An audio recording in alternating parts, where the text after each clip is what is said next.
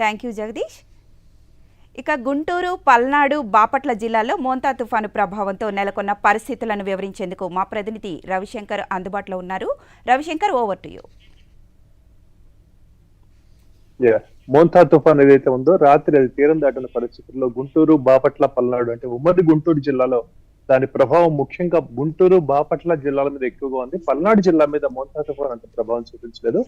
మరీ ముఖ్యంగా బాపట్ల ఏదైతే సముద్ర తీర ప్రాంతం ఉందో పూర్తిగా బాపట్ల జిల్లాలో మోంతా తుఫాన్ ప్రభావం కాసింత ఎక్కువగా ఉందని చెప్పవచ్చు.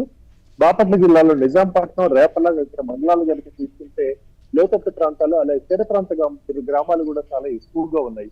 వీటిలో ముఖ్యంగా రాష్ట్ర ప్రభుత్వం కూడా ప్రత్యేకంగా దృష్టి కేంద్రీకరించింది.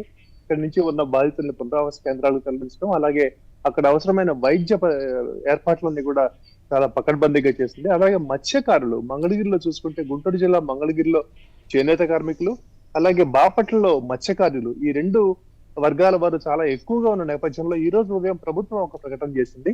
వీళ్ళిద్దరికీ కూడా ఒక్కొక్క కుటుంబానికి 50 కిలోల బియ్యం, అలాగే 1 కిలో కందిపప్పు, అలాగే పంచదార, నిత్యావసరాలు వంటివి కూడా ఉచితంగా అందించాలి అని చెప్పి ఈ రోజు ఉదయం ప్రభుత్వం నిర్ణయం తీసుకుంది. ఇది ఈ రెండు వర్గాల వారికి కూడా ఎంతో ఊరటనిస్తాయి. అట్లాగే పునరావాస కేంద్రాల్లో వైద్య సౌకర్యాల సంగతి కనుక చూస్తే ముందుగానే వారం రోజుల ముందే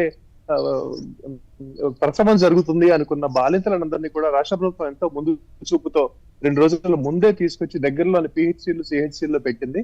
తద్వారా తుఫాను సమయంలో లేదా ఈ రోజు నుంచి ప్రస్తుతం పడుతున్న భారీ వర్షాల సమయంలో కూడా వారికి ఏ విధమైన ఇబ్బంది అయినా కూడా ఎటువంటి ఇబ్బందులు లేకుండా చేస్తుంది.